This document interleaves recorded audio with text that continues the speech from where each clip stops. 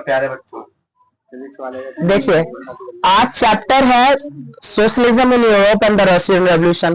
First topic है the age of social change. इसमें देखा this was a period of a profound social and economical change, the ill effect industrial revolution like a long walk hours. देखिए, ये period profound social, देखिए कहते हैं इसमें लिखा this was the period of a profound social and economical change. देखिए, इसमें एक बात दे रखी है, ये वो पीरियड रहा है जिसमें हमने सामाजिक और जो आर्थिक बदलाव के बारे में पढ़ेंगे। कहते हैं the ill effect of the industrial revolution like a long walking hours. अब कहते हैं हम इसमें किस इफेक्ट की बात कर रहे हैं, तो इसमें हम इंडस्ट्रियल रिवोल्यूशन की बात कर रहे हैं, जैसे लंबे लंबे घंटों तक काम, सस्ते दाम, अनएम्प्लॉयमेंट, बेरोजगारी, लैक ऑफ हाउसिंग, घरों की कमी, sanitation system, force people to think about it. इन सब चीजों के बारे में लोगों को सोचने का मौका मिला और ये वही पीरियड है जिसमें लोगों ने एक सोच को बदला है और इस पर सोचना शुरू कर दिया है। कहते the French revolution open the possibility of creating a dramatic change in a society. अब कहते हैं तो फ्रेंच रेवोल्यूशन जो है इसने आकर के हमारे इस पीरियड में एक ड्रामा तरह का चेंज की, जो दिमाग में बदलाव किया है, इस सोसाइटी में जो बदलाव हुआ है वो ड्रामेटिक हुआ है। कहते हैं in the realize this a possibility of 3 different ideologies of development. अभी कहते हैं इसमें जो पॉसिबिलिटीज है वो 3 आइडियोलॉजीज की बात करता है। इसमें जो पॉसिबिलिटी है वो 3 आइडियोलॉजीज ऑफ डेवलप, इनमें 3 आइडियोलॉजीज की बात करते हैं। सबसे पहले आया है लिबरल्स, फिर आएगा रेडिकल्स, उसके बाद आएगा कंजर्वेटिव। अब कहते हैं liberals, tolerance of all religions. ये जो लिबरल्स होते हैं वो टॉलरेंस ऑफ ऑल रिलीजन्स मतलब जीरो टॉलरेंस की पॉलिसी निभाते हैं, मतलब सब बराबर है, उनके लिए किसी को कोई वर्चस्व, oppose to uncontrol of the power.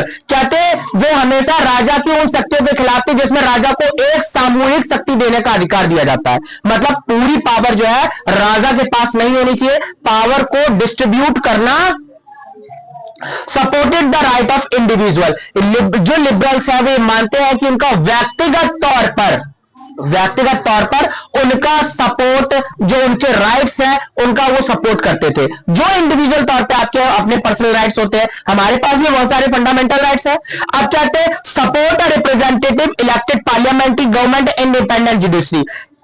जो भी लिबरल्स हैं वे जो है एक पार्लियामेंट के सपोर्ट में है, वे पार्लियामेंट सिस्टम को चाहते हैं। इंडिपेंडेंट जुडिशरी चाहते हैं, मतलब आजाद न्यायपालिका जो किसी के दबाव में ना हो। Did not support a universe adult franchise right of the citizen including the womens. जितने भी लिबरल्स थे वे यूनिवर्स एडल्ट फ्रेंचाइजी का सपोर्ट नहीं करते, वे यूनिवर्स एडल्ट फ्रेंचाइजी का सपोर्ट नहीं करते और इसमें खासकर वुमेन्स को इंक्लूड करने की बात कही गई है। कहते हैं सपोर्ट ऑफ प्राइवेट प्रॉपर्टी, ये प्राइवेट प्रॉपर्टी का सपोर्ट करते थे और इन सभी लोगों को कहा जाता है लिबरल्स। अब आए रेडिकल्स। कहते हैं radicals government based on majority. ये मानते हैं इनका जो व्यक्तिगत इनकी जो विचारधारा है वो मानते हैं कि इनमें जो गवर्नमेंट होनी चाहिए वो मेजोरिटी वालों की होनी चाहिए, मतलब माइनॉरिटी की नहीं, मेजोरिटी की सरकार होगी। जैसे कि आपने श्रीलंका का एग्जांपल देखा है जिसमें मेजोरिटी में सिंहली समुदाय आता है। सिंहली समुदाय वहां मेजोरिटी में है और तमिल समुदाय जो है वहां माइनॉरिटी में है। मेजोरिटी मतलब बहुलक वाले होते हैं और माइनॉरिटी मतलब जिनका अल्पसंख्यक, जिन्हें कम, मतलब जिनकी जनसंख्या कम होती है। हमारे यहाँ हिंदू समाज जो है वो 120 करोड़ है जो कि बहुलक में आता है। बाकी का समाज जो है जैसे मुसलमान जो है उनको 16-17 करोड़ है। और भी जात और कास्ट है और भी रिलीजियस है जैसे क्रिश्चियन है, पारसी है, बौद्ध है, जैन है, बहुत सारे धर्म है, लेकिन जो मेजोरिटी में है वो है हिंदू। ठीक है। अब कहते हैं जो रेडिकल की सोच वाले व्यक्ति हैं वे मानते हैं कि गवर्नमेंट हमेशा मेजोरिटी की होनी चाहिए। दूसरा, अब फैक्ट्री ओनर्स कि लैंड ओनर्स का होना और वेल्थी फैक्ट्री का ओनर होना बहुत ज्यादा जरूरी है। Many of them also support the women suffocated movements. वे हमेशा वुमेन के सफोगेटेड मूवमेंट्स, बहुत सारे ऐसे मूवमेंट्स चलाए गए हैं वुमेन्स के लिए, उनका ये समर्थन करते हैं। सपोर्ट प्राइवेट प्रॉपर्टी, हमेशा प्राइवेट प्रॉपर्टी का सपोर्ट करते हैं, मतलब ये जो है निजी संपत्ति का अधिकार होता है उसको मानते हैं। फ्यू, ये इसके खिलाफ है कि कुछ लोगों के हाथ में सारी जमीन नहीं जानी चाहिए। प्राइवेट प्रॉपर्टी के सपोर्ट में, लेकिन सबको मिले तो कुछ लोगों को स्पेशल मिलेगी, ये इसके सपोर्ट में। अब आए कंजर्वेटिव, कहते हैं अपोज लिबरल्स एंड रेडिकल्स। जो कंजर्वेटिव है वो दोनों ही लिबरल्स और क्या नाम रेडिकल्स दोनों के ही अपोज में है, ये दोनों के अपोजिट होते हैं। लिखा asserted that past must be respected. इनमें खास बात ये थी, जो कंजर्वेटिव होते थे उनका मानना ये था कि हम बदलाव तो चाहते हैं, लेकिन हमारे जो हिस्ट्री है, जो हमारा पास्ट है, जो भूतकाल है, उसको बदलना नहीं चाहते, एक बार नहीं बदलना चाहते, धीमे धीमे करके उनमें बदलाव होना जरूरी है। आप जानते हैं समाज का ये रूल है कि बदलना जरूरी होता है, इसमें कोई शक नहीं है, लेकिन ये मानते थे कि बदलाव होना चाहिए, लेकिन बहुत धीमे धीमे। इसमें लिखा भी है चेंज शुड बी स्लो। जो मतलब बदलाव तो होगा ही होगा, देखिए समाज है, बदलाव होगा, लेकिन बहुत धीमे धीमे बदलाव होना चाहिए। अब आते हैं socialism. Socialist were against the private property but had a different idea and how to society without property could operated. Some visions of a socialist are follow. देखिए सबसे पहले हम बात करते हैं सोशलिज्म की, इसे हम कहते हैं समाजवाद। समाजवाद का मतलब ही देखिए इसी वर्ड में ही इसका मतलब छिपा हुआ है। समाजवाद का मतलब होता है सामाजिक प्राणी।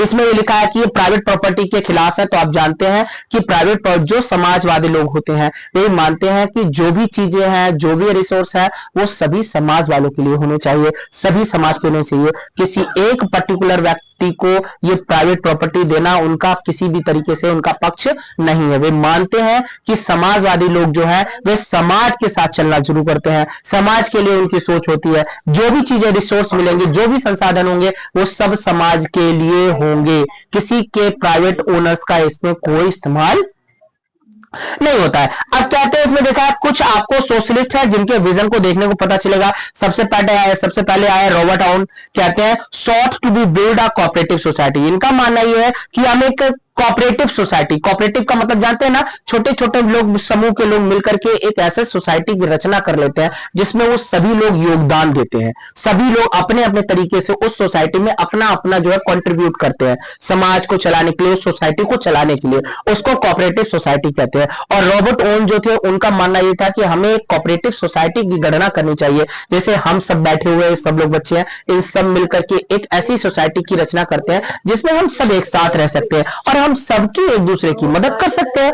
इसे कहते हैं कोऑपरेटिव सोसाइटी, और ये रॉबर्ट ओन्स का खिलाफ मतलब उनका ही ख्याल है।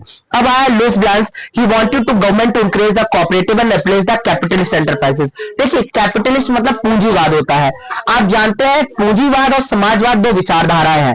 पूंजीवाद विचारधारा अमेरिका के लोग फॉलो करते हैं या यूरोपियन कंट्रियां फॉलो करती है, और समाजवाद की विचारधारा जो है वो रशिया, चाइना या फिर जो है क्या नाम है साउथ चाइना, ये सारे के मतलब ये साउथ कोरिया, ये भी फॉलो करते हैं। समाजवाद का मतलब और कैपिटलिज्म का मतलब पूंजीवाद होता है, सोशलिस्ट का मतलब होता है समाजवाद। अब ये कहते हैं लुईस ब्लांस जो है वो मानते हैं कि हमें एक ऐसे कोऑपरेटिव टाइप की मतलब गवर्नमेंट का मतलब उसे आह्वान करना चाहिए, इंक्रीज करना चाहिए, और कैपिटल जो रिप्लेस करके कैपिटल एंटरप्राइजेस को मतलब पूंजीवाद को हटा देना चाहिए और समाजवाद को लेकर आना। कार्ल मार्क्स है, फ्रेडरिक एंगल है, कहते हैं they argue that is industrial society was a capitalism, the capitalism own the capital investment of factory, the profit of the capital but produce by the worker, thus capital exploit the worker. Karl Marx ने एक बार ये कहा था कि देखिए एक industrial society है, अब सोसाइटी जो है वो एक कैपिटलिस्ट है, वो ऐसा इसमें से मानते थे कि एक बात बताइए कैपिटलिस्ट जो ओन किया है तो कैपिटल में हम इन्वेस्ट करते हैं, फैक्ट्री को चलाते हैं और फैक्ट्री के लोग चलाते हैं, फैक्ट्री में जो वर्कर होते हैं वो खूब कमाते हैं मतलब मेहनत करते हैं, और मेहनत करने के बाद जो पैसा मिलता है वो तो किसी जिसकी कंपनी है उसको मिलेगा, मजदूरों को क्या मिलता है। और इसी वजह से वो ये मानते हैं कि कैपिटलिस्ट जो होते हैं वो मजदूरों को या वर्कर को एक्सप्लॉइट करते हैं, उनका शोषण करते हैं, उनको लूट लेते हैं। ये कार्ल मार्क्स का कहना था। अब कहते हैं Marx believe the capital system would be trumpeted by the worker and the socialist society would be established but all property would be socialist controlled. अब कार्ल मार्क्स का मानना यह है कि जो कैपिटलिस्ट होते हैं वो जो है वो पूरी तरीके से मतलब कंट्रोल कर रखते हैं, और उनका मानना है कि सोशलिस्ट सोसाइटी जो समाजवाद की सोसाइटी है उसको एस्टैब्लिश करना चाहिए। इसमें जो प्रॉपर्टी होगी उस पर किसी का कंट्रोल नहीं होगा, पूरे समाज का कंट्रोल सभी लोगों की, जो भी रिसोर्स है सरकार के वो सभी समाज के लिए होंगे, किसी के हाथों में ये नहीं जाएगा। आप कहते हैं autocracy the rule by the king with the absolute power, जिसके पास सबसे